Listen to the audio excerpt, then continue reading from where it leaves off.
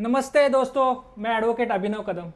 आज हमारे साथ इस पॉडकास्ट में जुड़ चुके हैं एडवोकेट महेश पवार जी। महेश पवार जी का कंज्यूमर केसेस में बहुत सारा एक्सपीरियंस है। उन्होंने डिस्ट्रिक्ट कमीशन हो, स्टेट कमीशन हो, नेशनल कमीशन हो, वहाँ पे अपना अपीयरेंस दिया है। पूरे ऑल ओवर इंडिया से बहुत सारे कंज्यूमर से उनको राहत देने की कोशिश की है। सर ने एज अ सोशल वर्क बहुत सारे लोगों को फ्री में ड्राफ्ट भी दिए हैं, और जहाँ पे भी ड्राफ्टिंग की और कहीं पे भी दिक्कतें आती है, कोई ऑब्जेक्शन निकलता है, उसके ऊपर भी मदद की है। तो सर का जो वीडियो है कंज्यूमर प्रोटेक्शन एक्ट पे, वो आपने तो देखा ही होगा, और वहाँ पे बहुत सारे लोगों ने बहुत सारे प्रश्न पूछे हैं। ये वो प्रश्न मैं कॉमन लोगों के इस पेपर पे लिख कर लाया हूँ। ये प्रश्न आज हम पूछेंगे और एक प्रैक्टिकल वे में कंज्यूमर प्रोटेक्शन एक्ट में कंज्यूमर कैसे केस अपनी जीत सकता है, ये भी हम इसमें हमारा ऑब्जेक्टिव रहेगा। और ये सारे हम सवाल आज पूछेंगे जो बहुत ही प्रैक्टिकल होंगे। दोस्तों, ये पॉडकास्ट अंत तक ज़रूर देखिए, आपको अपनी केस जीतने में इसका बहुत सारा फ़ायदा होने वाला है। तो सबसे पहले तो मैं सर आपका आभारी हूँ कि आप हमारे इस चैनल पे आए और लोगों को जो उनकी कंज्यूमर्स को तकलीफ़ें हैं वो दूर करने की आप कोशिश कर रहे हैं। आप पहले भी बहुत सारा सोशल वर्क कर चुके हैं, लेकिन जो कोई भी हमारे कंज्यूमर्स है उनका जो कॉमन सवाल है उनका आप क्वेश्चन का आंसर देने का प्रयास कीजिए। जरूर तो सर, इससे रिलेटेड बेसिक सवाल है मेरा आपसे कि ये consumer national consumer helpline NCH क्या है, उसका जरा हमारे दर्शकों को उसकी जानकारी दीजिए। ज़रूर सर। सबसे पहला जो स्टेप है, जब भी आप कोई गुड्स एंड सर्विसेज परचेस करते हो और वो परचेस करने के बाद जब आपका कोई डिस्प्यूट हो जाता है सर्विस प्रोवाइडर से, या फिर जो सेल्स प्रोवाइडर है उससे कुछ डिस्प्यूट हो जाता है, तो आप पहले तो उसको विनती करते हो। विनती करने के बाद मान लो उसने वो देने में सर्विस देने में वो असमर्थ हो जाता है, तो फिर आप सबसे पहला स्टेप यही अपनाते हो कि आप नेशनल कंज्यूमर हेल्पलाइन में जो है आप उसका ग्रीवियंस जो है वहाँ पे दाखिल कराते हो। अब नेशनल कंज्यूमर हेल्पलाइन है क्या, ये प्रश्न है। तो नेशनल कंज्यूमर हेल्पलाइन ये एक कंसिलेशन स्टेज है। मतलब यहाँ पे कोई जजमेंट नहीं होने वाला, ना कोई इंटरिम ऑर्डर होने वाला है, ना इसका ऑर्डर का कोई इफेक्टिव होने वाला है। ये है एक कंसिलेशन स्टेज। अब ये कंसिलेशन स्टेज में होने क्या वाला है कि आप वहाँ पे जाओगे, अपना ग्रीवियंस वहाँ पे दर्ज करोगे। वहाँ पे नेशनल कंज्यूमर हेल्पलाइन सामने वाले पार्टी को वो नोटिस करेगा। सामने वाला पार्टी आके वहाँ पे अपना जो भी स्टेटमेंट है वहाँ पे आपका देगा कि हमने इस वजह से इनको सर्विस नहीं दी, या फिर हो सकता है वो अप्लाई वहाँ पे अपीयर भी नहीं हो, मतलब उस डिस्प्यूट में उनका कोई कहना नहीं दे। तो फिर वहाँ पे क्या रिकमेंड हो जाता है, मान लो आपके दोनों का डिस्प्यूट वहाँ पे सॉल्व हो जाता है तो ठीक है, नहीं सॉल्व होता है तो नेशनल कंज्यूमर हेल्पलाइन में वहाँ पे फाइनल ये ऑर्डर होता है कि आप जो है आपकी अगली जो भी कंप्लेंट है वो आप ई जागृति पोर्टल पे दर्ज करें। ये वहाँ पे आपका फाइनल स्टेज वहाँ पे होने वाला है। अब ये आगे की प्रोसेस आपको फिर ई जागृति पे ही करनी है। तो सर, नेशनल कंज्यूमर हेल्पलाइन और ई जागृति ये दोनों तो अलग पोर्टल है, बराबर है ना सर? यस। अभी ई जागृति पोर्टल पे हमें कैसा ग्रीवेंस रिड्रेस कर सकते हैं और कौन ग्रीवेंस रिड्रेस कर सकता है? मतलब कंज्यूमर की डेफिनेशन में कंज्यूमर कौन है, ये हमें पहले बताइए। देखिए, सबसे इम्पोर्टेंट प्रश्न सर आपने यहाँ पे पूछा कि कंज्यूमर के डेफिनेशन में कौन आता है, मतलब कौन कंज्यूमर कंप्लेंट कर सकता है। ये बहुत इंपॉर्टेंट क्वेश्चन है, और ये बहुत सारे लोग ये कंज्यूमर कंप्लेंट जो कंज्यूमर ना होते हुए भी वो कंज्यूमर कंप्लेंट करते हैं, उनका समय बर्बाद करते, बाद में वो बोलते कि आप कंज्यूमर में की डेफिनेशन में नहीं आते, इसीलिए आपका कंप्लेंट जो है रिजेक्ट किया जाता है। तो पहले तो आप ये ध्यान में रखिए कि आप कंज्यूमर है क्या। अब कंज्यूमर की डेफिनेशन में आने के लिए आप क्या उसमें होना चाहिए वो मैं आपको यहाँ पे बताता हूँ। सबसे पहले तो आपने कोई गुड्स और सर्विस परचेस किया होना चाहिए। जो गुड्स आपने परचेस किया, जो सर्विस आपने परचेस किया, उसके लिए आपने कुछ ना कुछ उनको कंसिडरेशन पेड किया होना चाहिए, मतलब कुछ पैसा उनको आपने पेड किया होना चाहिए। ये जो गणित है वो अगर आपके साथ हुआ है तो फिर आप कंज्यूमर के डेफिनेशन में आते हो।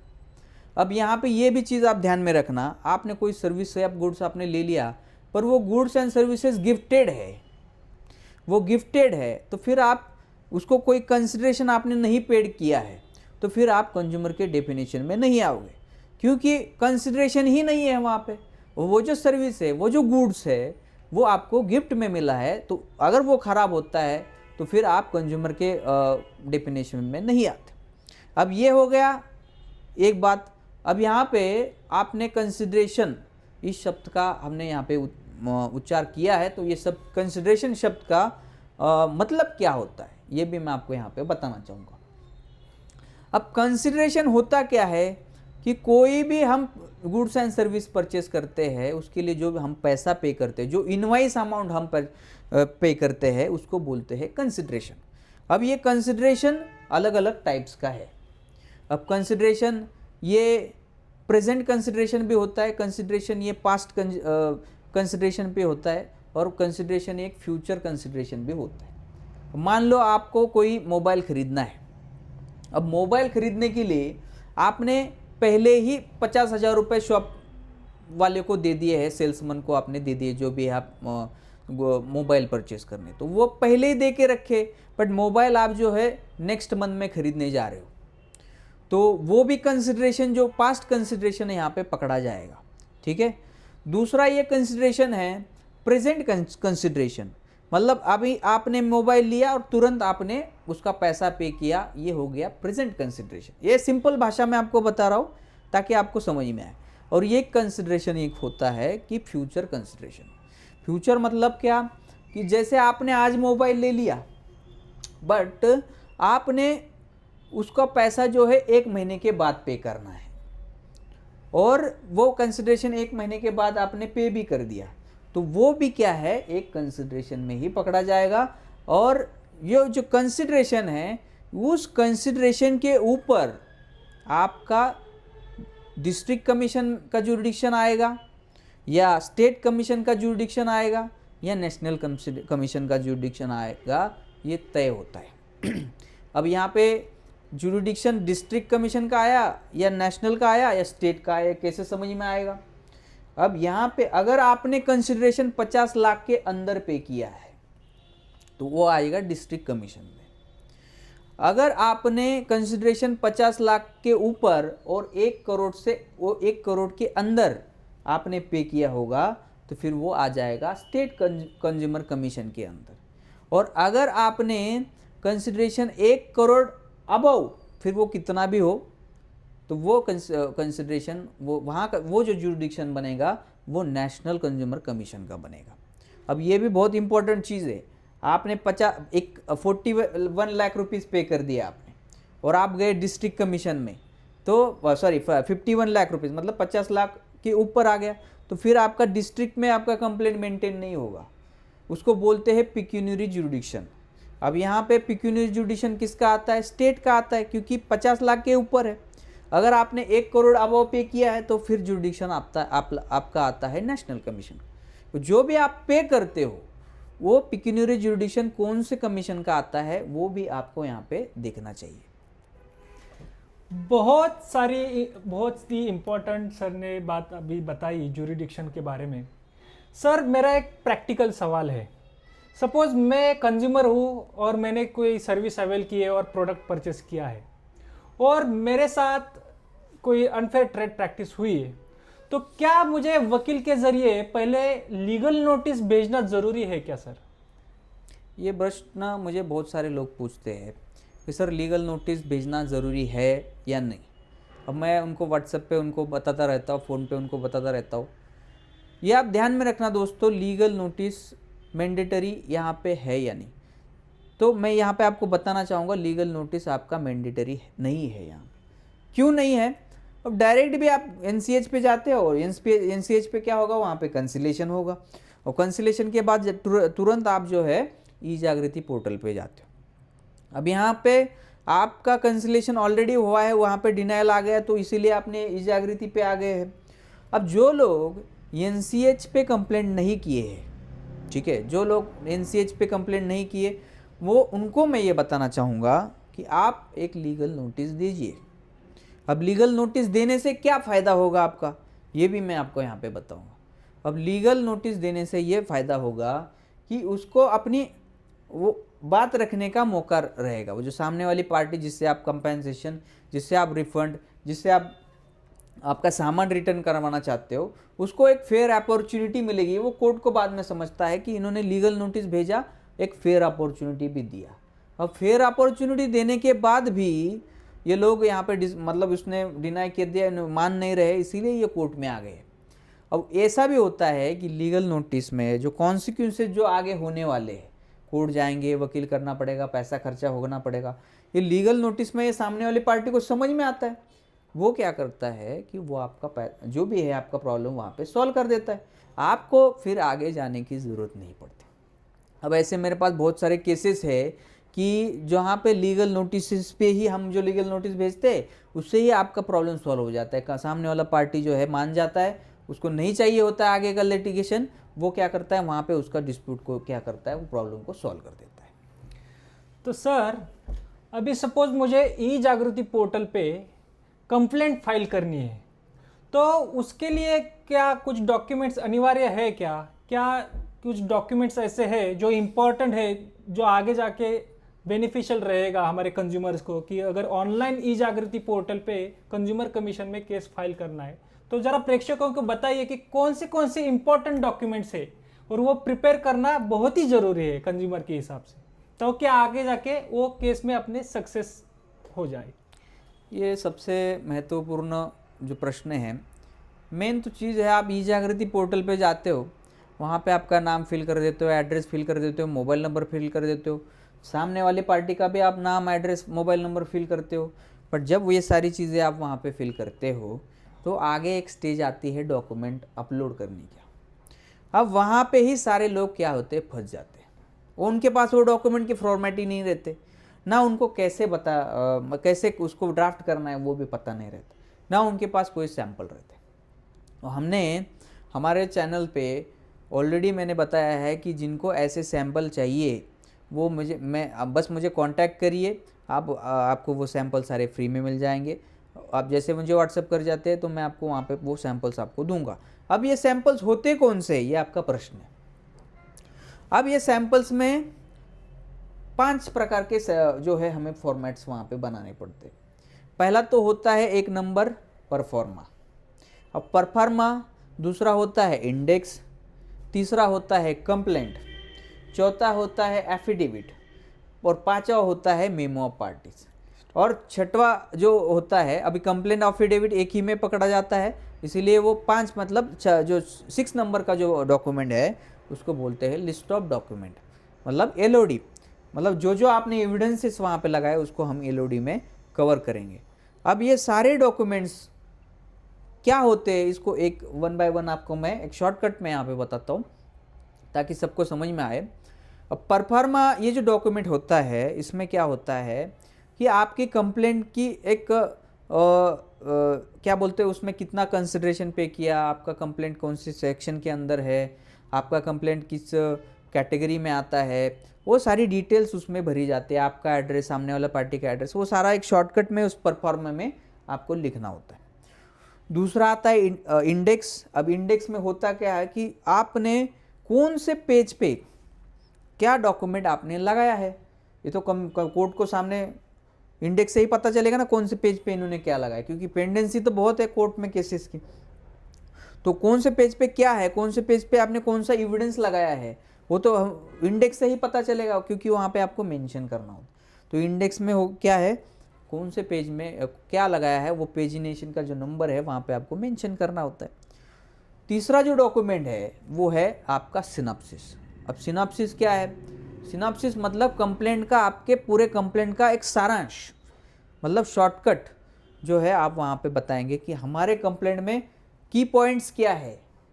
तो वो सिनॉप्सिस में शॉर्टकट में आपको डेट वाइज आपको मेंशन करने, एक साइड में आपका डेट आएगा, एक साइड में उसका विवरण आएगा कि इस डेट में क्या हमने माल परचेस किया, दूसरी डेट में कब वो ख़राब हुआ, तीसरी डेट में हमने कब ग्रीवेंस दर्ज कर दिया। तो ऐसी सारी डेट वाइज आपकी स्टोरी आपको वहाँ पे लिखनी होती है शॉर्टकट में। अब तीसरा चौथा जो डॉक्यूमेंट है वो है कंप्लेंट। अब कंप्लेंट में क्या होता है, ये कंप्लेंट में आपको इन डिटेल में आपका कंप्लेंट वहाँ पे लिखना होता है, पूरे पैरावाइज आपकी स्टोरी स्टार्ट टू एंड आपको डिटेल में वहाँ पे लिखनी है। जो भी आपके साथ घटित हुआ है वो सारा डेट वाइज आपको वहाँ पे लिखना है वो कंप्लेंट में, ठीक है। तो ये हो गया कंप्लेंट। पांचवी बात है वो एफिडेविट। अब ये एफिडेविट क्या है, एक शपथ पत्र है। सिंपल सी भाषा में हम शपथ ले रहे हैं, हमने जो भी कंप्लेंट यहाँ पे दिए, हमने जो भी डॉक्यूमेंट्स कोर्ट को दिए वो सारे सही है, वो सारे ट्रू है, और ये इसका शपथ हम यहाँ पे इस एफिडेविट के जरिए लेते। और ये जो एफिडेविट है वो नोटराइज्ड होना चाहिए। जब भी आप शपथ लेते हो किसी थर्ड पार्टी के सामने आपने शपथ लेना चाहिए ना, तो वो नोटरी ऑफिसर जो होते हैं, जो नोटरी लाइसेंस उनको मिलता है वकीलों को, उनके पास में जाके उनकी वहाँ पे मुहर लगानी है। यहाँ पे ना कोई स्टैम्प पेपर लगाना है, ना कोई टिकट वहाँ पे लगाना है। बहुत सारे लोग मुझे ये प्रश्न पूछते हैं, सर इसमें कितने रुपए का स्टैम्प पेपर लगाए। यहाँ पे स्टैम्प पेपर लगाने की ज़रूरत ही नहीं है। यहाँ पे आपका एफिडेविट प्लेन पेपर पे प्रिंट हो जाएगा, वहाँ पे बस जाके आप नोटरी ऑफिसर का मुहर लगाएंगे, आपके साइन करेंगे उसके सामने, उसके रजिस्टर पे साइन करेंगे और बस बन गया आपका एफिडेविट। अब ये एफिडेविट आपके कंप्लेंट के साथ में आपको लगाना है। और उसके बाद में जो होता है मेमो ऑफ पार्टीज। देखो दोस्तों, ये सारे प्रश्न, ये जो सारे फॉर्मेट्स है, ये आपको यहाँ पे शॉर्टकट में बताता हूँ। अब मेमो ऑफ पार्टीज में क्या है कि दोनों पार्टी के एड्रेसेस, आपका एड्रेस क्या है, फ़ोन नंबर क्या है, ईमेल आईडी क्या है, जो कोई करस्पॉन्डेंस एड्रेस है वो भी आप वहाँ पे मेंशन करना। जितने आप एड्रेस वहाँ पे परफेक्ट लिखेंगे उतना वहाँ पे आपका जो है नोटिस सर्विस होने में दिक्कत नहीं आएगा। अब यहाँ पे देखिए, एड्रेस आप गलत लिखोगे ना तो कोर्ट का जो समन जाएगा, नोटिस जाएगा कंज्यूमर कमीशन का, तो वो नोटिस वहाँ पे प्रॉपर जाएगा नहीं जब एड्रेस आप गलत करते हो। तो एड्रेस आपको इन डिटेल में लिखना है, ईमेल आईडी लिखना है, व्हाट नंबर लिखना है, वो सारी चीज़ें आप प्रॉपर वहाँ पे लिखिए, ठीक है। तो ये हो गया मेमो ऑफ पार्टीज। वो आगे का जो डॉक्यूमेंट है वो है लिस्ट ऑफ डॉक्यूमेंट। अब लिस्ट ऑफ डॉक्यूमेंट का उसे नाम में ही सारा अर्थ है। लिस्ट ऑफ डॉक्यूमेंट मतलब कौन से एविडेंसेस, कौन से एनेक्चर्स आपने अपने कंप्लेंट में जुड़े हुए हैं, तो वो लिस्ट ऑफ डॉक्यूमेंट में मेंशन करना। अब लिस्ट ऑफ डॉक्यूमेंट में एक नंबर पे आ जाएगा आपका इनवॉइसेस, दूसरे नंबर पे आ जाएगा कोई एग्रीमेंट, तीसरे नंबर पे कोई ईमेल कम्युनिकेशन, फॉर एग्जांपल आपको बता रहा हूँ। तो ये सारा आपको वहाँ पे लिस्ट ऑफ डॉक्यूमेंट में मेंशन करेंगे।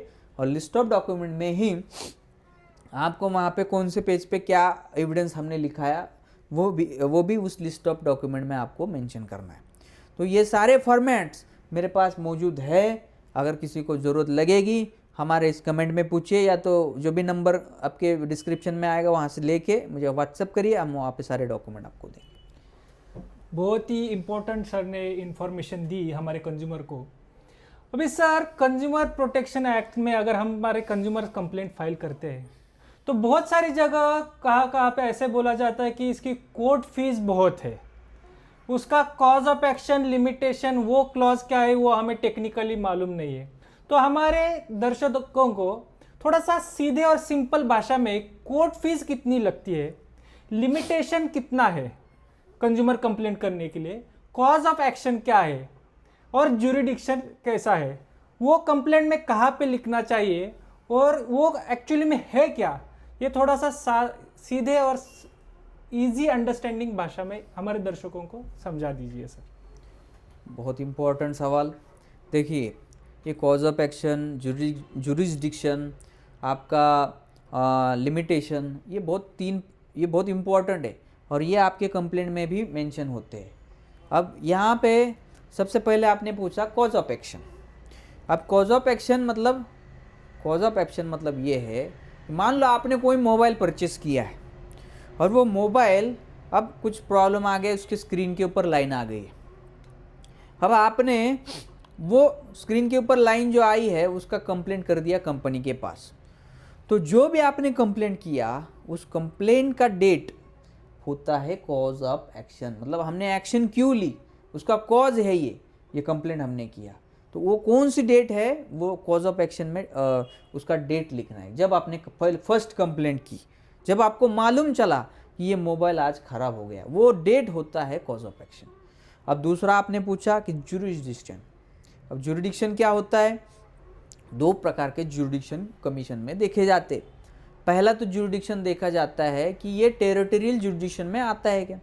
टेरिटोरियल मतलब जिस कक्षा में वो कंज्यूमर कमीशन में कंप्लेंट जाती है, मतलब मान लो पुणे के जो भी सारे मैटर है वो पुणे के कंज्यूमर कमीशन में जाएंगे, डिस्ट्रिक्ट कमीशन में जाएंगे।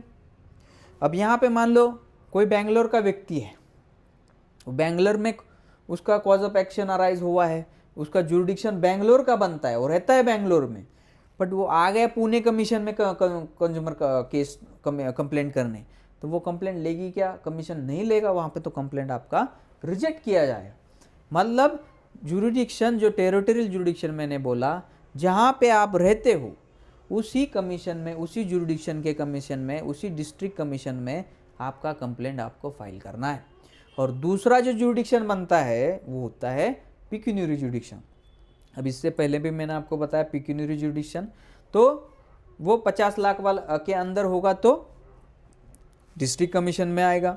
उसके बाद 1 करोड़ के 50 लाख के ऊपर और 1 करोड़ के नीचे आएगा,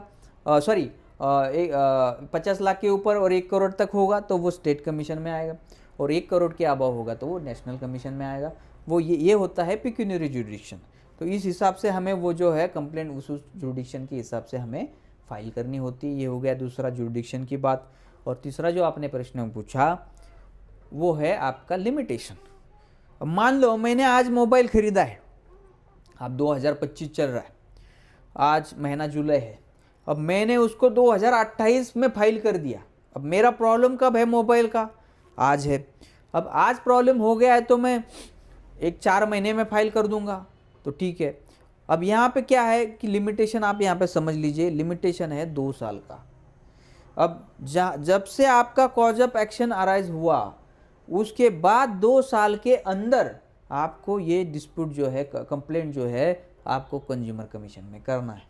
अब 2 साल के बाद अगर आप वो कंज्यूमर कमीशन में जाते हो, नहीं हमारा उस टाइम मोबाइल ख़राब हुआ था, अब यहाँ पे हमको कंप्लेंट फाइल करना चाहते हो, तो वो कंप्लेंट एंटरटेनेबल नहीं रहेगा।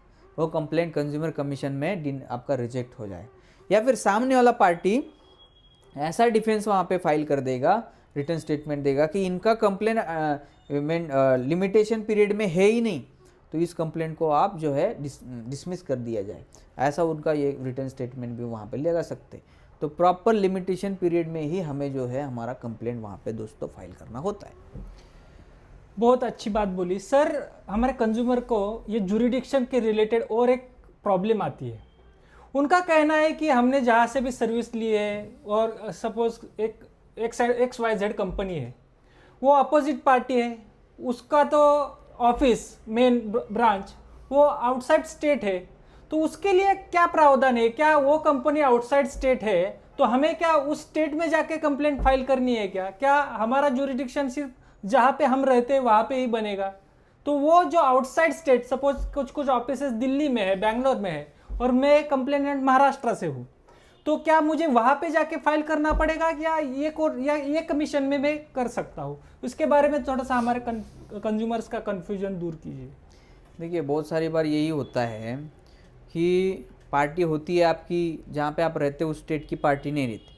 मान लो आप महाराष्ट्र में रहते और पार्टी होती है दिल्ली की, आप महाराष्ट्र में रहते, पार्टी होती है बेंगलोर की। अब वो सामने वाले को प्रश्न ये आता है, वो पार्टी तो सामने बेंगलोर में रह रही है, दिल्ली में रह रही है, तो क्या हम वहाँ पे जाके कंप्लेंट हमें करना पड़ेगा क्या? तो ऐसा नहीं। उसमें होता ये है कि एक कंज्यूमर प्रोटेक्शन एक्ट में सेक्शन है 34(2)(b) का, 34(2)(b) का एक एप्लीकेशन आता है। उस एप्लीकेशन को आपको ड्राफ्ट करना है, और जब भी आप कंप्लेंट करोगे उस एप्लीकेशन को आप उस कंप्लेंट के साथ आपको जोड़ना है। कौन सा? 34(2)(b) ये एप्लीकेशन आपको जोड़ना है, ताकि वो जो कमीशन है जहाँ पे आपने फाइल किया है और जो आउट ऑफ स्टेट जो पार्टी है उसको वो कमीशन जो है समन कर सकते हैं, नोटिस भेज सकते हैं। ऐसा वो एप्लीकेशन, वो जो अंडर सेक्शन 34(2)(b) में ये लिखा है कि अगर पार्टी आपके जुरिडिक्शन का नहीं है सामने वाला, तो उसको आपको बुलाने के लिए ये 34(2)(b) का आप पहले एप्लीकेशन फाइल करिए, वो अप्रूवल हो जाएगा, और वो एप्लीकेशन के द्वारा वो कंज्यूमर कमीशन वहाँ के पार्टी को जो है वो समन करेगा, नोटिस भेजेगा। सर इससे ही जुड़ा मेरा अगला सवाल है, सपोज आपने जैसे बताया कि ई जागृति पोर्टल पे हमने complaint, list of documents, proforma ये सब अपलोड किया, तो अब आगे जाके ऑब्जेक्शन निकलता है, वो ऑब्जेक्शन क्या है वो थोड़ा हमारे दर्शकों को समझा दीजिए कि ऑब्जेक्शन कौन निकालता है, कौन से ऑब्जेक्शन होते हैं, क्यों हमारे केस को नंबर नहीं मिलता, वो ऑब्जेक्शन कैसे रिमूव करने, वो थोड़ी सी विस्तृत रूप से जानकारी हमारे दर्शकों को दीजिए। बहुत ही अच्छा प्रश्न है, और ये प्रश्न हर दिन मेरे को कम से कम 50 एक लोग पूछते रहते। सर हमने कंप्लेंट फाइल कर दिया बट ये अंडर स्क्रूटनी ही बता रहा है। अब यहाँ पे अंडर स्क्रूटनी बता रहा है तो क्या है, देखिए ये बात आप समझ लीजिए, ये अंडर स्क्रूटनी जब वो दिखाता है तो वो स्क्रूटनाइज होता है वहाँ पे वो जो रजिस्ट्रार होता है वो सारी जो कंप्लेंट है आपकी पहले वो रिव्यू करते हैं, ठीक से आपने डॉक्यूमेंट सारे लगाए हैं क्या, ठीक से आपने सारे एविडेंसेस लगाए हैं क्या, सबको आपने सेल्फ अटेस्ट किया है क्या, सबको आपने पेजिनेशन किया है क्या, वो सारी प्रॉपर डॉक्यूमेंट प्रॉपर फॉर्मेट में प्रॉपर सेक्शन में आपने उसमें फाइल किया है क्या, वो पहले स्क्रूटनाइज होता है। अब ऐसे स्क्रूटनी होने के बाद मान लो आपका कंप्लेंट में फिर भी कोई कमी है, तो वो क्या करते हैं, वहाँ से वो कमी को पूरा करने के लिए वहाँ से ऑनलाइन ही आपको एक रिवर्ट फाइल कर देंगे, अब रिवर्ट सेंड कर देंगे। तो वो आपके लॉगिन आईडी में ही रिवर्ट करके एक ऑप्शन होता है, उस ऑप्शन में जाके आपको जो भी कमियां हैं वो आपको वहाँ पे वो दिखाई देती कि ये आपने प्रॉपर परफॉर्मा नहीं फाइल किया, आपने जो है पेजिनेशन नहीं किया है, आपने एफिडेविट नोटराइज नहीं किया है, ये सारी वहाँ पे लिख के देते हो। वो सारी चीज़ें आपको वहाँ पे परफेक्टली करेक्ट करनी है और फिर वो रिवर्ट में आपको फिर से अपलोड करनी है और वहाँ पे सबमिट करनी। अब जैसे आप वो सबमिट करते हैं तो वो फिर से वो चेक करेंगे, और वो चेक करने के बाद मान लो अब इस बार आपकी कोई कमी नहीं है तो वो आपकी कंप्लेंट जो है अप्रूव कर देते हैं। और जैसे ये कंप्लेंट अप्रूव हो गई आपको जाके वहाँ पे कंज्यूमर कमीशन में हार्ड कॉपीज़ आपके वहाँ पे सबमिट करनी है। अब ऐसा भी होगा आपके साथ कि बहुत ज़्यादा पेंडेंसी होने के कारण वो बहुत दिन तक आपका अंडर स्क्रूटनी दिखाएगा, तो आपको जैसे आपने कंप्लेंट ई जागृति पे फाइल की वो आप वहाँ पे तुरंत जो है कमीशन में जाइए और वहाँ पे आप हार्ड कॉपी सबमिट करिए। अब होता है उनसे कभी कभी डिले भी हो जाता है चेक करने में, तो वहाँ पे आप जैसे दूसरे दिन चले जाते तो वहाँ पे आप वो क्या करते तुरंत वो अपना नंबर डाल के जो भी आपका रेफरेंस नंबर डाल के वो आपका फ़ाइल निकाल लेंगे और दिखाएंगे, चेक करेंगे कि हाँ आपका ये सही है, आपका ये सही है, बस इसमें गलती है, तुरंत आप वो हमें करेक्ट करके ऑनलाइन अपलोड करिए तो आपका तुरंत हम आपको केस नंबर दे देंगे। तो ऐसा जो है वहाँ पे रिवर्ट का जो ऑप्शन है वो ओपन होता है। ये से रिवर्ट के ऑप्शन जैसे आप फाइल रिवर्ट कर देते हो तो बाद में आपको केस नंबर तुरंत मिल जाता है। बहुत ही अच्छी इन्फॉर्मेशन दी हमारे कंज्यूमर को।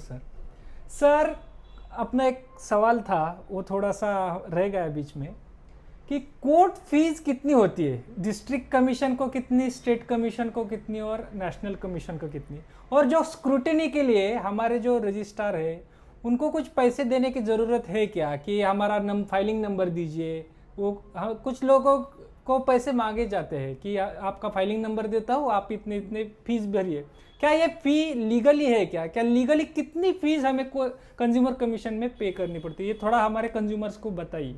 बहुत ही अच्छा प्रश्न, और ये मेरे से भी छूट गया, पिछली बार आपने पूछा था इससे पहले।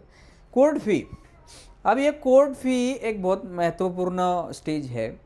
अब सबसे पहले आप ध्यान में रखिए दोस्तों कि अगर आपने जो कंसिडरेशन है वो 5 लाख या फिर 5 लाख के अंदर पे किया होगा तो आपको कोई भी कोर्ट फ़ी पे नहीं करनी है।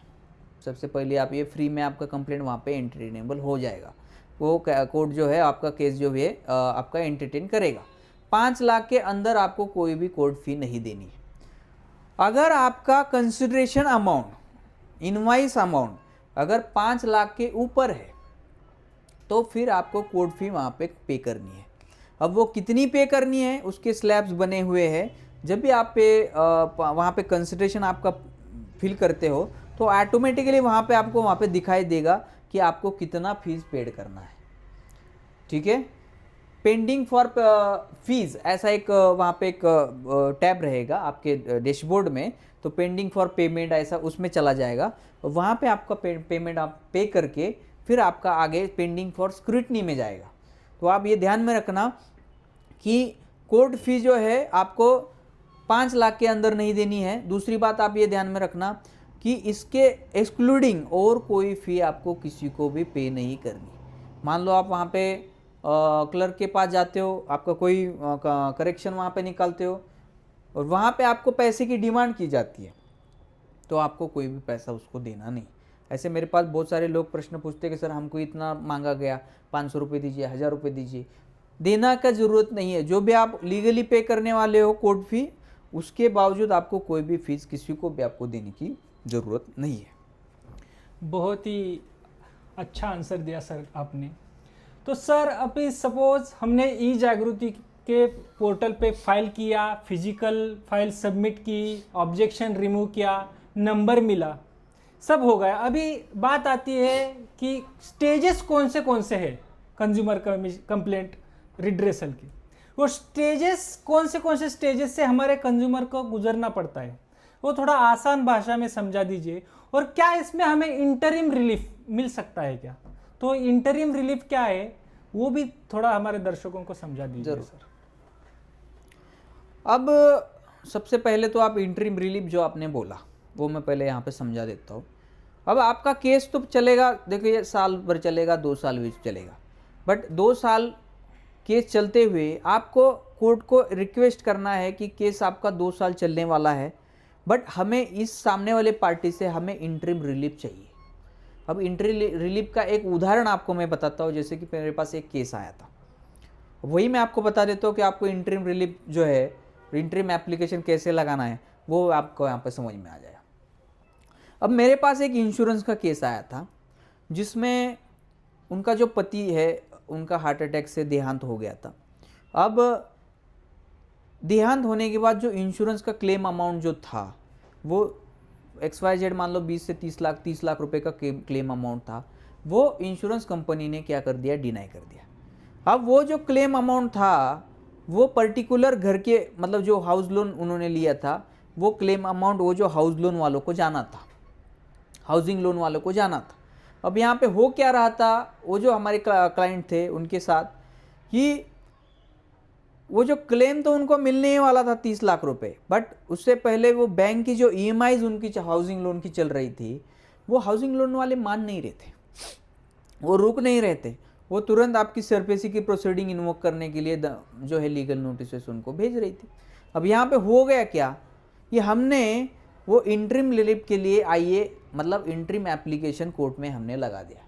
अब वो application consumer protection act under section 38 sub section 8 का हमने एप्लीकेशन वहाँ पे लगा दिया, 38(8) का। अब उस एप्लीकेशन में हमने ये बोला, हमने दोनों पार्टियों को जो है वहाँ पे पार्टी की, जो हाउसिंग लोन वालों को भी पार्टी किया और इंश्योरेंस वालों को भी हमने पार्टी किया, और उनको वहाँ पे हमने ये रिलीफ मांगा कि जब तक हमारा यहाँ से क्लेम पास नहीं होता, हमारा डिस्प्यूट सॉल्व नहीं होता, तब तक ये जो हाउसिंग लोन वालों को आप जो है वहाँ पे स्टे करने के लिए ऑर्डर कर दीजिए। अब हाउसिंग लोन भी HDFC बैंक का ही था और HDFC बैंक का ही इंश्योरेंस लिया हुआ था। अब ज़्यादातर ये सिचुएशन सबके साथ ऐसा ही होता है हाउसिंग लोन के मैटर्स में। तो हमने कोर्ट को समझाया वहाँ पे कि प्रिसाइडिंग ऑफिसर जो बैठे रहते हैं कि सर यहाँ पे जो हाउसिंग लोन भी इन्हीं लोगों ने दिया है और इंश्योरेंस भी इन्होंने दिया है।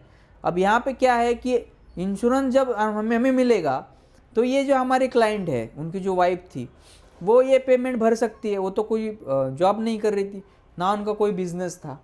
तो हमने ये रिलीफ मांगा कि जब तक हमारा ये क्लेम नहीं मिलता, डिस्प्यूट सॉल्व नहीं होता, तब तक ये हाउसिंग वालों को आप डायरेक्ट करो कि आप कोई भी प्रोसीडिंग आगे नहीं करोगे, कोई भी हमारे घर के ऊपर ऑक्शन आप नहीं करोगे।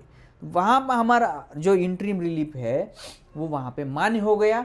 कोर्ट ने भी इंटरिम रिलीफ हमारे फेवर में ग्रांट कर दिया और बोला सामने वाली पार्टी को, जब तक ये पेंडेंसी है कोर्ट केसेस, जो कमीशन की केसेस की पेंडेंसी है, तब तक आप इनके घर के ऊपर कोई भी आप जो है ऑक्शन वगैरह करने की या फिर सरफेसिंग प्रोसीडिंग जो है आप इन्वोक नहीं करेंगे। तो ये होता है इंटरिम रिलीफ। इंटरिम एप्लीकेशन कैसे लगाना, इंटरिम रिलीफ कैसे ग्रांट करके लेना, ठीक है। फैक्ट एंड सरकमस्टांसेस आपके सेम होने चाहिए वहाँ पे, मतलब कंप्लेंट और आईए के जो फैक्ट एंड सरकमस्टांसेस होंगे वो सेम अगर होंगे तो ही वो इंटरिम रिलीफ कमीशन जो है आपके फेवर में ग्रांट करे। अब आपने आगे के इससे प्रश्न जुड़ा हुआ आपने प्रश्न पूछा, अब उसका भी यहाँ पे मैं आपको उत्तर देना चाहूँगा। आपने ये पूछा जैसे आपका केस नंबर आपको मिल जाता है तो आगे की स्टेजेस क्या रहे। अब यहाँ पे आपको मैं यहाँ पे बहुत अच्छे से मैं आपको समझाऊंगा। बहुत सारे ये लोग मुझे क्वेश्चन पूछते, हो सकता है ये वीडियो देख के उनका क्वेश्चन वो जो है पूछने की नौबत ही उनके ऊपर ना आए। जैसे आपका केस नंबर मिलता है, आगे का आपको एक डेट मिल जाएगा ऑनलाइन, आप वहाँ पे स्टेटस चेक करोगे, वो आपको नेक्स्ट हियरिंग डेट वहाँ पे मिलेगा। अब उस डेट को जाके आपको क्या करना होगा, सर हमारी तो पहली बार है, पहली बार ही है, हमें क्या करना है। वो तो डर जाते हैं कुछ लोग, कोर्ट जाना कमीशन ऐसे लगता है उनको कि कंज्यूमर कोर्ट ही है, तो वहाँ पे हमें हमारे पर ऊपर ना बैक फायर कर जाए। अब बहुत सारे लोग यही प्रश्न पूछते, डरते खुद ही, हमने कंप्लेंट किया हमारे ऊपर बैक फायर ना हो। देखिए वहाँ पे बैक फायर होने की कोई वो चिंता आप छोड़ दीजिए। पहले हियरिंग में आपको जाना है और वहाँ पे आपको बताना है कि आपका जो भी स्टोरी क्या है और हमें रिलीफ क्या चाहिए, हमारा जो जुरिडिक्शन आपके कोर्ट का कैसे बनता है, हमारा लिमिटेशन के अंदर है क्या नहीं, वो सारी बातें आपको कोर्ट को वहाँ पे जाके समझानी है। शॉर्टकट में समझाने होते, एक 5 मिनट का समय होता है आपके पास, ऐसा कोई 1 घंटे का वहाँ पे समय नहीं रहेगा। डरने की बात नहीं, 5 मिनट में आपको वहाँ पे जाके समझाना है कि ये सारी चीज़ें आपकी कैसे इस कंज्यूमर के पिक्योरियन जुरिडिक्शन में आती है, टेरिटोरियल जुरिडिक्शन में आती है, और आपका कमीशन में हमारा कंप्लेंट कैसे एंटरटेनेबल है। बस ये समझ में आता है तो वो सामने वाले जो प्रिसाइडिंग ऑफिसर है वो जो है इशू नोटिस करेंगे, मतलब सामने वाली पार्टी को इशू कर देंगे नोटिस कि आप नेक्स्ट डेट को यहाँ पे हाजिर हो जाओ और आपका जो भी है रिटन स्टेटमेंट वहाँ पे फाइल कर दीजिए। अब ये उस दिन का, उस हियरिंग का प्रॉपर ये काम आपका होगा। अब जैसे इशू नोटिस हो गया, और दूसरी बात ये भी हो सकती है उस हियरिंग में कि हो सकता है आपका कंप्लेंट ही वहाँ पर रिजेक्ट हो गया। मान लो आपका कंप्लेंट टेरिटोरियल जुरिडिक्शन में नहीं आता, आपका कंप्लेंट पिक्यूनियरी जुरिडिक्शन में नहीं आता, तो आपका कंप्लेनेंट या फिर आप कंज्यूमर के डेफिनेशन में नहीं आते, आपने कोई प्रॉपर कोर्ट फी नहीं भरी होंगी, तो फिर आपका जो है कमीशन वहाँ पे आपका केस जो है वहाँ पे रिजेक्ट भी कर सकता है। तो ये हो गया पहले हियरिंग का क्या प्रोसीजर रहेगा। अब उसके बाद जब नेक्स्ट हियरिंग रहती है, स्टेजेस आपने पूछे, तो नेक्स्ट हियरिंग में जो सामने वाली पार्टी होती है वो अपीयर हो जाती है। अब सामने वाली पार्टी अपीयर हो जाती है कि आपने उनके अगेंस्ट कमीशन में कंप्लेंट किया, तो वो अपना रिटर्न स्टेटमेंट लेके आ जाती है। जब भी आप इशू नोटिस करते हो तो आपका कंप्लेंट उसी नोटिस के साथ आप लगा देते हो, और सामने वाली पार्टी वो आपका कंप्लेंट रीड करके उसके ऊपर उनका डिफेंस क्या है, उनका रिप्लाई क्या है, वो लेके नेक्स्ट डेट में वो अपने कमीशन में आ जाएंगी। अब वहाँ पे होता क्या है, उस डेट में उतना ही हो जाएगा कि वो रिटर्न स्टेटमेंट वो ले लेंगे और आगे का जो है स्टेज आगे बढ़ाएंगे। अब जैसे रिटर्न आपने कंप्लेंट किया उसके ऊपर रिटर्न स्टेटमेंट भी आ गया, अब अगली डेट को वो रिटर्न स्टेटमेंट आपको सारा पढ़ना है कि कौन से कंप्लेंट उन्होंने कौन से कंटेंशन उन्होंने अग्री किए हैं, कौन से कंटेंशन उन्होंने डिनाई कर दिए हैं। अब मान लो उसके ऊपर आपको आपका भी कहना बाद में फिर से कोर्ट को देना है, तो वो भी रिटर्न में ही होगा, तो उसके लिए उसको बोलते हैं रीजॉइंडर। अब वो रिटर्न रिप्लाई पे, रिटर्न स्टेटमेंट पे, मतलब उनके रिप्लाई पे आपका अगर कहना आपको देना है, नॉट मैंडेटरी, अगर आपको देना है रिजॉइंडर तो दे सकते उनके रिटर्न स्टेटमेंट पे, अगर आपको नहीं देना है तो वहाँ पे आप वहाँ पे उसको इग्नोर भी कर सकते हैं रिजॉइंडर को। अब जैसे अगली डेट पे वो कमीशन में आप जाओगे, वो नेक्स्ट हियरिंग में आप जाओगे तो रिजॉइंडर फाइल करोगे, या तो आप वहाँ पे कंज्यूमर कमीशन ये बोलेगा कि आप अपने दोनों के भी एविडेंस एफिडेविट आप वहाँ पे फाइल कर दीजिए। जो जो एविडेंसेस आपने लगाई है वो सारे एविडेंसेस सही है, ट्रू है, ऐसा एफिडेविट कोर्ट को आपको देना पड़ेगा। फिर दोनों पार्टियां देंगी। उन्होंने रिप्लाई में जितने भी एविडेंस लगाए उसके लिए उनको एविडेंस एफिडेविट देना है, और आपने जो भी कंप्लेंट में एविडेंसेस लगाए उसके रिलेटेड आपको भी एविडेंस एफिडेविट वहाँ पे आपको सबमिट करना है। अब उस डेट में मान लो उस स्टेज में आपका वो हो जाएगा, आपने एविडेंसेस वहाँ पे अपने एविडेंस सर्टिफिकेट विथ एविडेंसेस आपने एविडेंस एफिडेविट आपने वहाँ पे फाइल कर दिया। तो नेक्स्ट डेट में क्या होगा? तो नेक्स्ट डेट में दोनों पार्टियों के एविडेंसेस वो कमीशन वहाँ पे देखेगा कि किसने क्या एविडेंस दिया है, इसने क्या अपोजिट पार्टी ने क्या एविडेंस दिया है, और वो एविडेंस देखते हुए वहाँ पे आपकी आर्गूमेंट होगी। ठीक है, अब वो एविडेंस जैसे क्लोज हो जाता है, हमारे इतने एविडेंस, हमारे इतने आर्गूमेंट एविडेंस के रिलेटेड, तो वहाँ पे एविडेंस का जो है जो स्टेज है वो क्लोज हो जाएगा, और कोर्ट जो है आपका जो नेक्स्ट स्टेज है जो फाइनल आर्गूमेंट के लिए लगा देगा। अब आपने दोनों पार्टी ने अपना आर्गूमेंट भी कर, एविडेंस भी दे दिया, आर्गूमेंट भी कर लिए, तो उसके बाद वो जो है फाइनल आर्गूमेंट में वो आ जाएगा। फाइनल आर्गूमेंट की स्टेज आपकी आ जाएगी। जैसे फाइनल आर्गूमेंट की हियरिंग्स में आप दोनों की भी वहाँ पे बहस होगी, दोनों की भी आर्गूमेंट, दोनों की भी बहस वो कमीशन वहाँ पे जो है सुन लेंगे, और दोनों की बहस होने के बाद जो मान लो आपको कुछ उसमें केस लॉस देने हैं, कुछ नेशनल कंज्यूमर के, स्टेट कंज्यूमर के कोई जजमेंट्स आपको देने हैं आपके केस से मिलते जुलते हुए, वो आप वहाँ पे जजमेंट्स आप कोर्ट को कमीशन को आप फाइल वहाँ पे सबमिट कर सकते हैं। दोनों पार्टी के फाइनल आर्गूमेंट देखते हुए, केस लॉस देखते हुए आपका प्रकरण ऑर्डर के स्टेज पे वो रख देंगे, जजमेंट के स्टेज पे वो रख देंगे, और नेक्स्ट हियरिंग पे आपको वो बुलाएंगे। अब जब नेक्स्ट हियरिंग पे आप जाते हो तो आपकी वहाँ पे बस ऑर्डर ही होने वाली है, मतलब आपको जजमेंट ही आने वाला है। और जजमेंट क्या आएगा?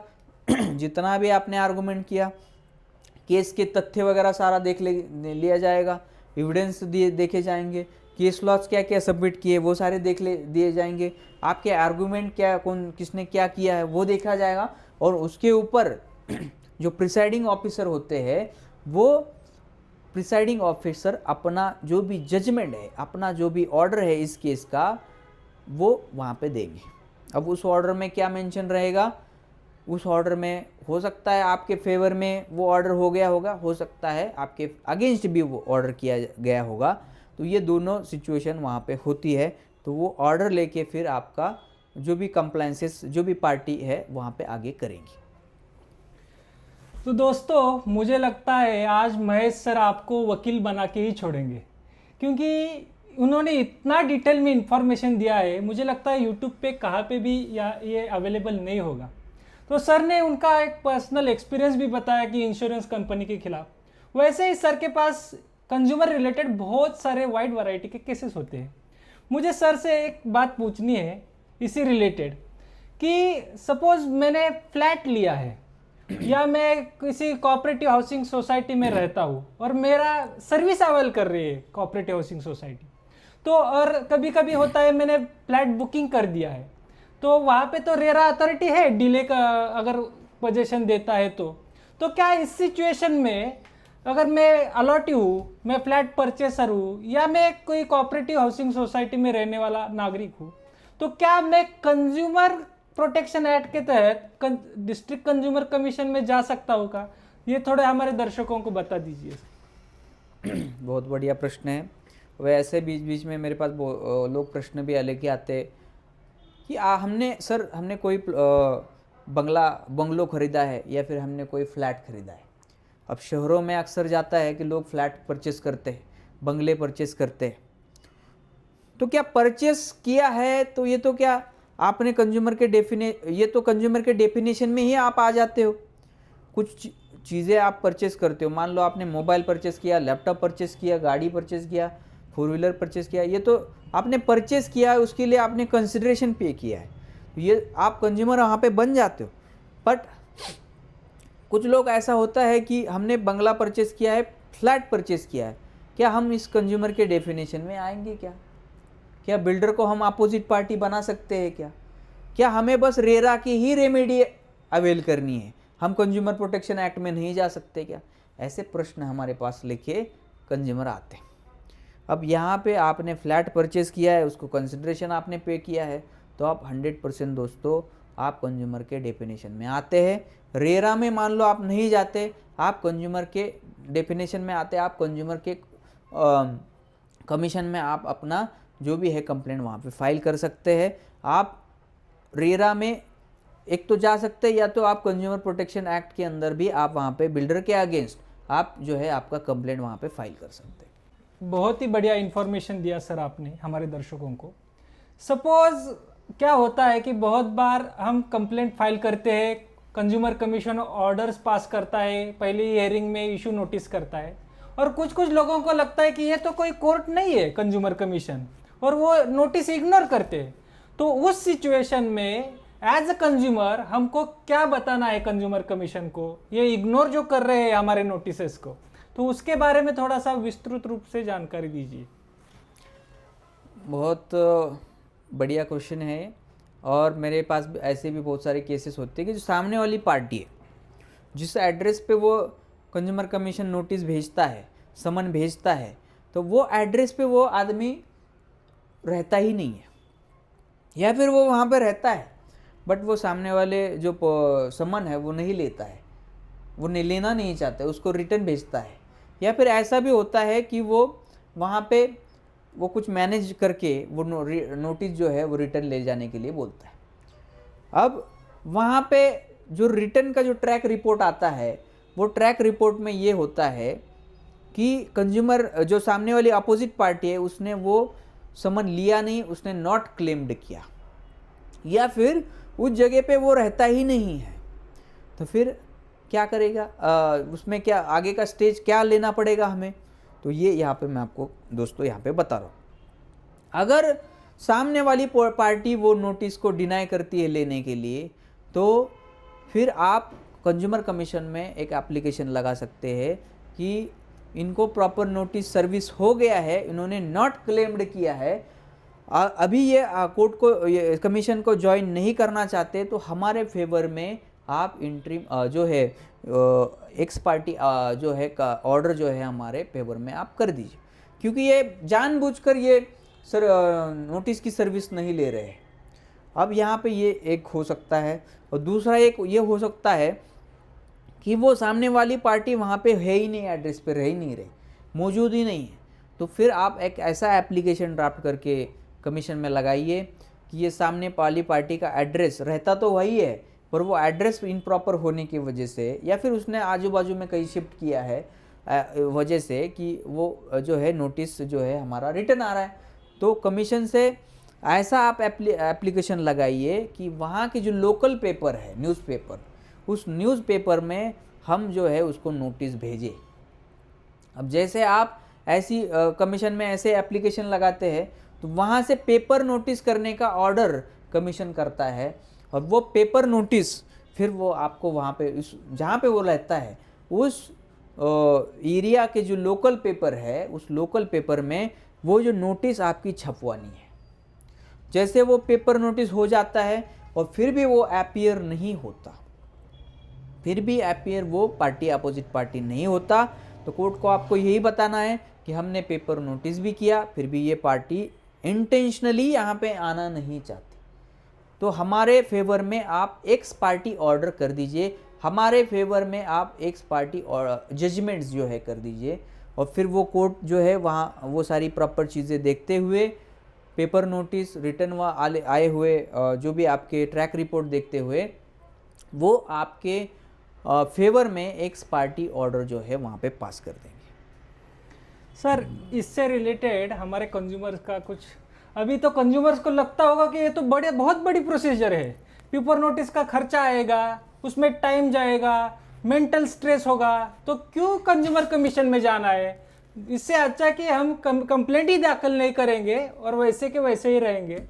तो सर क्या हमें जो खर्चा होता है, मेंटल एगोनी होती है, जो कुछ भी लीगल एक्सपेंडिचर होता है, तो वो क्या खर्चा हम कंज्यूमर कमीशन से मांग सकते हैं क्या? क्या वो लीगल है क्या कि हमारे इतना एक्सपेंसेस हुआ है वो भी हमें अवॉर्ड कर दीजिए? ऐसा कुछ प्रेयर हम डाल सकते हैं क्या कंप्लेंट में? और कंज्यूमर कमीशन कभी कभी लिटिगेशन कॉस्ट होता है, जो कुछ भी हमारा चार्जेस लगता है उसका पेनल्टी और कॉम्पेंसेशन हमें देने का ऑर्डर कर सकता है क्या?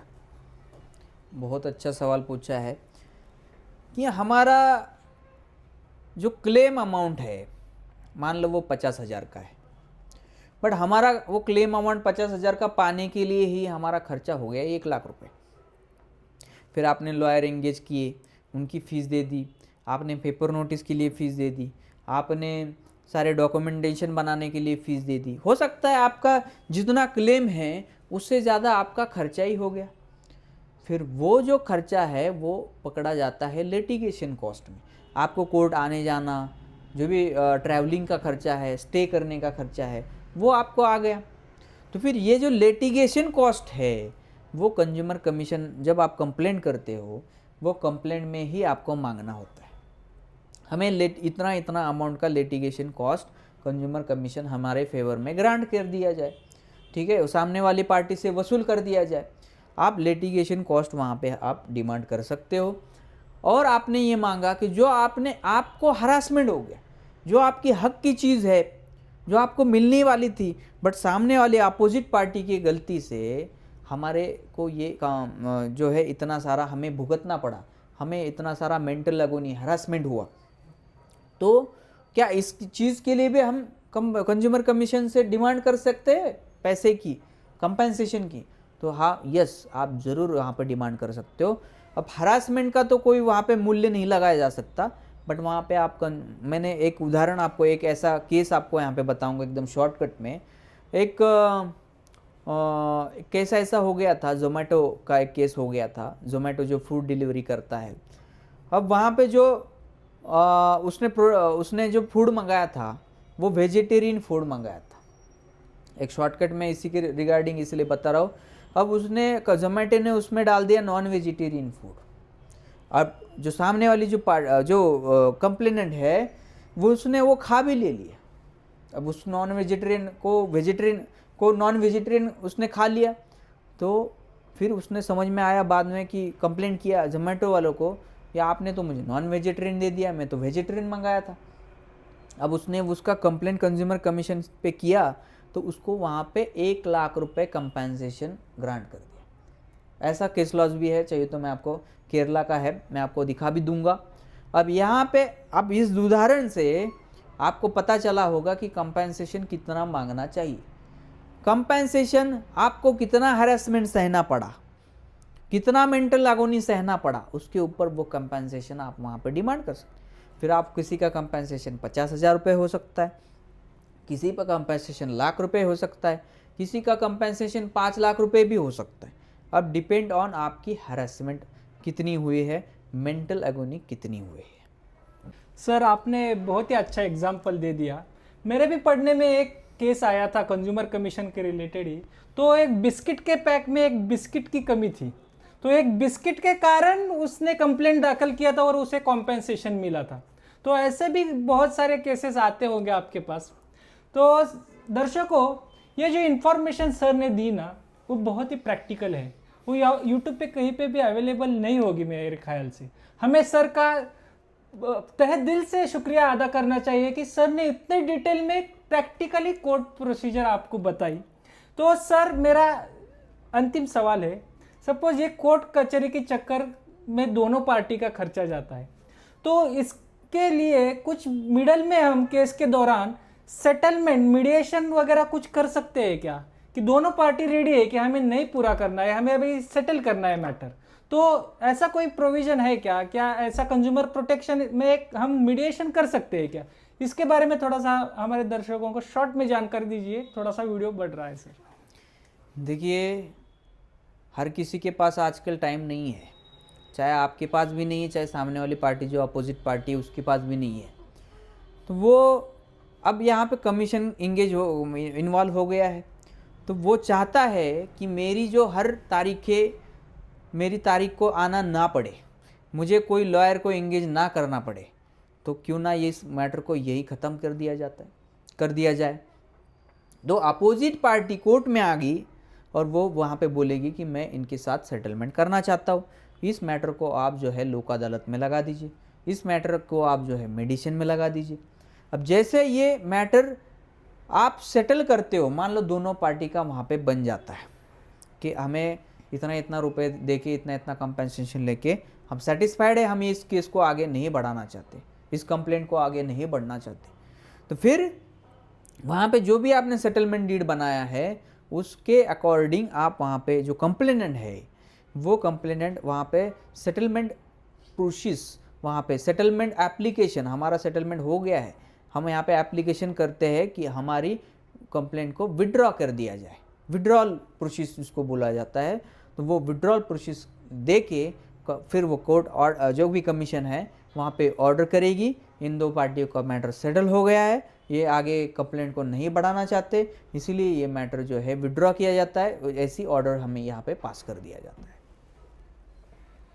सर, हमारे बहुत सारे दर्शक हैं जिन्होंने ये वीडियो भी पूरा देख लिया है। कुछ कुछ दर्शकों का ऐसा लगता भी होगा कि ये कंप्लेंट, एड्रेस पुरशीस, ये सब नए नए नाम है उनके लिए, तो इस सिचुएशन में उनको टाइम भी नहीं है, तो उनका जो कंप्लेंट ग्रीवेंस है क्या वो प्रॉपर ड्राफ्टिंग करके किसी एडवोकेट के पास से या आपके पास से ई जागृति पोर्टल पे आप अपलोड करके हमारे दर्शकों को दे सकते हैं क्या? कुछ हेल्प कर सकते हैं क्या? वैसे तो आप हर टाइम बिजी रहते हैं, आपका टाइम भी इम्पोर्टेंट है, उसका उन्होंने पैसा भी देना चाहिए, बराबर है, लेकिन क्या आप मिडल वे में आप कंज्यूमर को ऐसा ड्राफ्टिंग और ई जागृति के ऊपर फाइलिंग करके कुछ ऐसा हेल्प कर सकते हैं? मुझे पता है आपने ऐसे बहुत सारे लोगों को हेल्प भी किया है आउट ऑफ द वे जाके, तो पूरा ड्राफ्टिंग और ई जागृति के फाइलिंग करके हमारे जो कंज्यूमर्स है उनको आप राहत दे सकते हैं क्या सर? देखिए सर, अभी कंक्लूडिंग पे आ गए हैं। अब मैं आपको यही बोलना चाहूँगा कि दोस्तों, आप जब भी कंप्लेंट बनाओगे वो सारे ड्राफ्टिंग आप रेडी करते हो, ठीक है, तो वो एकदम प्रॉपर वे से करिए, वहाँ पे कोई भी कमी आप नहीं छोड़े, proper limitation, cause of action, जुडिक्शन, वो सारी चीज़ें आप पहले देखिए, उस कंप्लेंट में उसको प्रॉपर तरीके से उसको रखिए और उसके बाद ही आपको उसको ई जागृति के ऊपर फाइल करना है। और जैसे कि आपने यहाँ पे बोला कि ये नए नए शब्द जो आप इस्तेमाल कर रहे हो, एड्रेस पुरशीस और या एविडेंस एफिडेविट और विड्रॉल का जो भी एप्लीकेशन आपको देना है, और ये सारी जब भी आप फाइल करने के बाद के जो ये एप्लीकेशन रहते हैं, क्या ये एप्लीकेशन किस तरीके से करने होंगे, इसके रिगार्डिंग आपको अगर कोई हेल्प चाहिए तो ये हेल्प हम आपको करेंगे। दोस्तों, आप हमारा जो भी नंबर डिस्क्रिप्शन में है, आप पहले तो अपने लोकल लॉयर के पास जाइए, उनसे ये अगर आप मदद मांगिए, वो अगर मदद करते हैं तो अच्छी बात है, वो उनसे आप मदद ले लीजिए। अगर फिर भी मान लो आपके पास कोई क्वेश्चन बच जाते हैं तो हमें हमारे नंबर पे आप पहले तो व्हाट्सएप करिए। आपको अगर इस डॉक्यूमेंट्स के कुछ फॉर्मेट्स आपके पास नहीं रहेंगे तो वो फॉर्मेट्स भी हम आपको देंगे, आप बस वहाँ पे व्हाट्सएप नंबर जो भी दिया है उस पर आप हाई करिए, आप डिमांड करिए कि सर हमें इस कंज्यूमर के परफॉर्मा के लिस्ट ऑफ डॉक्यूमेंट के एफिडेविट के हमें आप फॉर्मेट्स आपके पास जो भी है हमें दीजिए, हम वहाँ पे फ्री ऑफ कॉस्ट, आपको कोई भी वहाँ पे चार्जेस नहीं देने, मैं आपको वहाँ पे दे दूँगा। तो दोस्तों, यहाँ पे मैं भी एडवोकेट हूँ, लेकिन सर जो काम कर रहे हैं कंज्यूमर के रिलेटेड, जो मैंने उसको नज़दीकी से देख लिया है। सर ने बहुत सारे कंज्यूमर को फ्री ऑफ कॉस्ट ड्राफ्ट दिए हैं, ये मैंने प्रैक्टिकली देखा है। सर का जो हेल्प करने का नेचर है ना, वो बहुत ही बढ़िया है। हमें शुक्रगुजार होना चाहिए कि आज की सोसाइटी में ऐसे अच्छे लॉयर्स अवेलेबल है, कुछ कमर्शियल इंटरेस्ट नहीं रखते, और ये लोगों की वजह से ही आज सोसाइटी में कुछ ना कुछ हमारा ट्रस्ट इस जुडिशरी पे हो, ये कमीशन के हो, वो बना चुका है। तो दोस्तों, ये वीडियो में आपने भी बहुत देर तक अभी ये वीडियो देख चुके हैं, आप रिपीटेडली देखिए, सर ने क्या बहुत ही इंपॉर्टेंट बातें बताइए, वो देखिए, आप ड्राफ्ट करिए, अवेयर हो जाइए। हर एक ग्राहक को अपने राइट्स के, अपने अधिकारों का जानकारी होना ज़रूरी है, और वैसे ड्राफ्ट कीजिए, अपना केस सक्सेसफुली लड़िए। आज के इस पॉडकास्ट में सर आप आने के लिए बहुत बहुत धन्यवाद और दर्शकों आपका भी बहुत बहुत धन्यवाद।